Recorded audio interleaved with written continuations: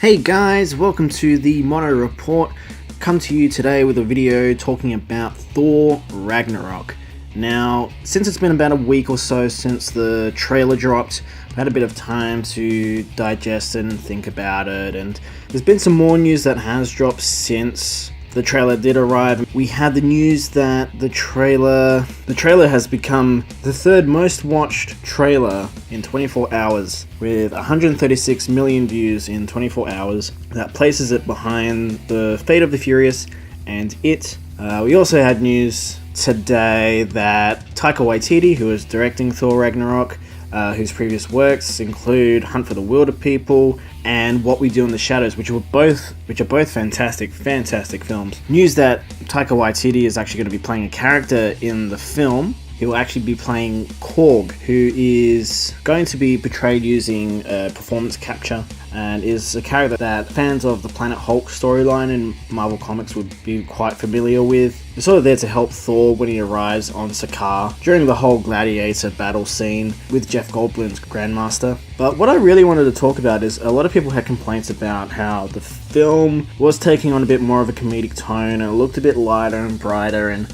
the common complaint was that it looked too much like Guardians of the Galaxy, which, when you think about it, it kind of starts to make sense because, I mean, this year we get both Guardians of the Galaxy Volume 2 in about 2 weeks of me recording this, we get Guardians 2. And then in a few months' time, in November, we get Thor Ragnarok. And then following that, we get Avengers Infinity War next year. So we're sort of coming to the point where these characters sort of a lot of these cosmic characters sort of need to start meeting up and connecting with each other, and we need to start connecting the Avengers with all the cosmic Marvel characters and start putting them together for Avengers Infinity War. So it kind of makes sense that the character to go to space from the Avengers first would be probably Thor, as he has the most ties to outer space and to the cosmic side of the Marvel universe. So it kind of makes sense that people are going to go, oh, you know, there's these obvious connections. They're trying to be too much like Guardians, but it's kind of the most obvious route for Marvel to take Thor at this point. When you're dealing with a kind of a concept of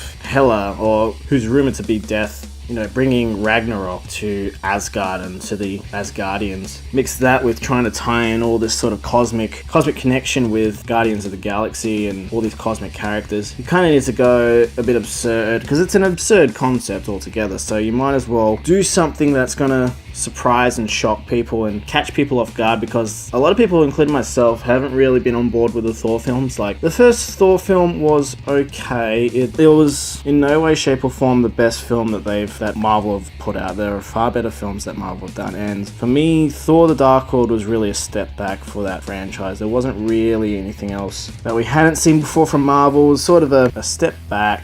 And Kat Dennings' character Darcy Lewis has kind of always just annoyed me. She's always just seemed to be trying too hard to be that bubbly comic relief character that it's as if the directors were like, we just need you to be the most Joss Whedon character we could possibly imagine, and try and cram as much Joss Whedon into you in a 2-hour film, and it's like, it just doesn't work. She just comes off as way too annoying. It's just, in both films I just couldn't stand her, and I know she's not in both films a lot, but it's kind of enough to kind of weigh those two films down. So I'm kind of glad we're not really getting much of her in Thor Ragnarok. We can kind of just move past sort of the elements of Thor that we don't really like. I know some people like more of the Lord of the Rings type feel in space that they got with the previous Thor films, but they kind of dragged down and made the experience just a bit too boring, and it was just stuff that we'd seen before and honestly done better. It's okay, sure, it's Lord of the Rings in space, but it's nothing really outstanding about it. You know, the CG in both Thor films have never really been anything awe-inspiring. We haven't seen anything in those films that we hadn't seen before. Like, oh, look, another cave troll, woohoo. But Thor Ragnarok really has me excited, and for one reason in particular. It's people keep comparing it to Guardians, but really when you look at all the production design of the sets and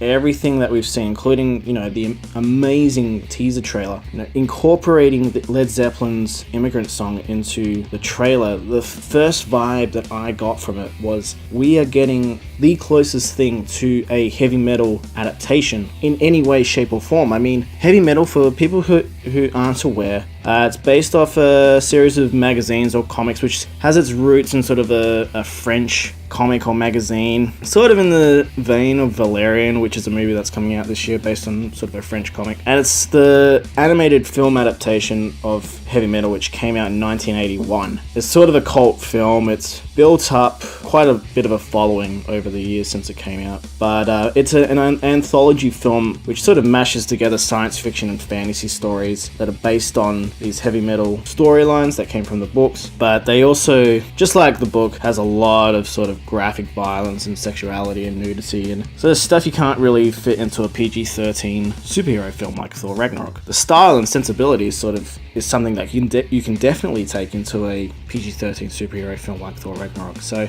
most people, including myself, were part of the generation that discovered heavy metal a bit later on, most famously by the famous South Park episode Major Boobage, which came out I think in 2008 as part of season 12, and it's obviously where, for those who have seen it, the episode where Kenny is getting high on cat piss and he has this whole hallucination of the world of heavy metal come to life. And the thing most people remember about it is obviously everything being shaped like a boob, or everything being boob themed, and about a million boob puns in a 20-minute episode. But that's kind of where a lot of people from my generation kind of jumped onto that heavy metal bandwagon. And because not only did it incorporate the style from that film, it also incorporated a lot of the music as well. There's a lot of music that is still fondly remembered from that film today. And you know, the original film is dated. It has aged. More of the animation, if you watch the animation now, I mean, it is clearly aged. It is not a good looking film, but for what it is, you just got a great heavy metal soundtrack.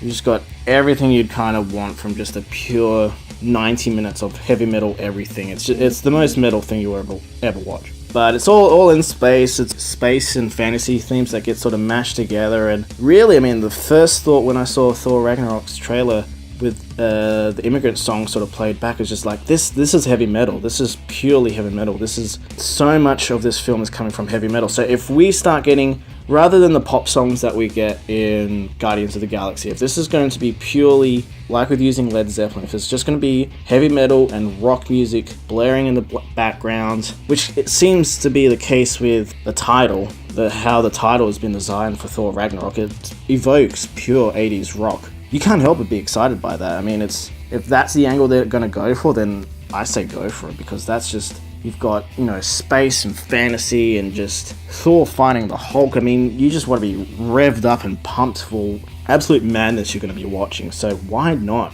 go absolutely crazy? Because let's face it, I mean, there's a bit of a history with heavy metal itself trying to be adapted into a film. You know, Paramount at one point was trying to make another animated film with David Fincher. Kevin Eastman, who owns the rights to heavy metal, who is one of the co-creators of the Teenage Mutant Ninja Turtles, was going to direct the segment, as well as Tim Miller, who later on went to direct Deadpool. And the project was going to be, you know, produced by James Cameron, who was also going to try and direct a segment. And then there was also interest from Guillermo del Toro and Zack Snyder and Gore Verbinski. You had a lot of big names that were sort of rumored or attached to kind of be a part of this thing, with eventually with Robert Rodriguez having interest in the film rights to heavy metal, and eventually tried to kickstart his own film, which hasn't really seen the light of day since he's kind of announced plans that he had the film rights. But I don't know, who knows? I mean, we might see something, but for now, I mean, for a pure live action adaptation, Thor Ragnarok is really the best situation where we're going to actually get something resembling a heavy metal film on screen, live action. And that's awesome. I mean, that's awesome. Like, by doing that, it completely separates itself from having too much similarity to Guardians of the Galaxy. You know, it's being purely focused on heavy metal and rock, having that backing. You know, you put away those comparisons completely. It's like, yeah, sure, it's in space, but I mean, Thor was always in space, so it doesn't really change anything. You know, the design and everything of the sets and costumes, it all seems to come directly from heavy metal.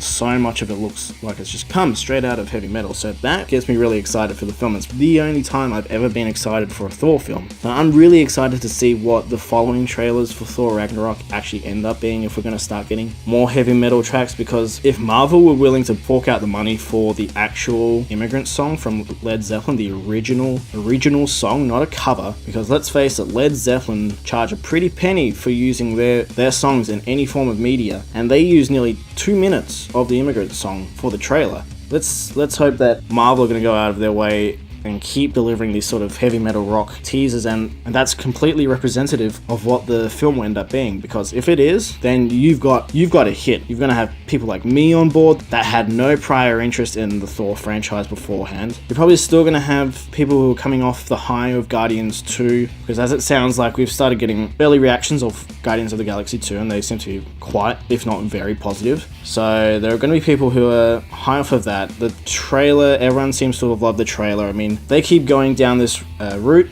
Thor Ragnarok's going to be huge. I don't see why it wouldn't be a giant film. It's getting people who had never had any interest in Thor before now suddenly have interest, and that's pretty magical. And I think a lot of that has to do with, I mean, Taika Waititi's a smart guy. He knows his films. If directors like Del Toro and Zack Snyder and Babinski and James Cameron all had interest in heavy metal, then I wouldn't be surprised if Taika Waititi has a bit of heavy metal flavor in him for making Thor Ragnarok. So I'm excited. I'm really keen. I can't wait to see Thor Ragnarok. I want to see the next trailer. I want to see what we're going to get next. Let me know down in the comments what you think. Do you think there's some obvious ties to heavy metal, and do you think that's the type of vibe we're going to be getting throughout the whole film, or do you think maybe that's more just of what this trailer is going to be? And are you too worried about it being too much like Guardians of the Galaxy? Let me know. If you like this video, do hit the thumbs up button. As I mentioned before, you can comment down below. Do let me know your thoughts. I'm very interested to hear what you think. I'd love to start some conversations down in the comment section,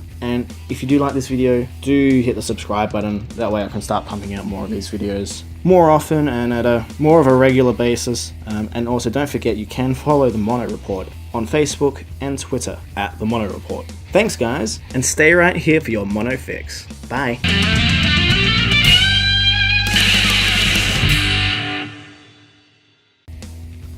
Hey guys, if you like movies, there's a chance you may like gaming too. If so, check the guys out at Double Dash Jump for all your gaming goodness. Check them out and tell them I sent you.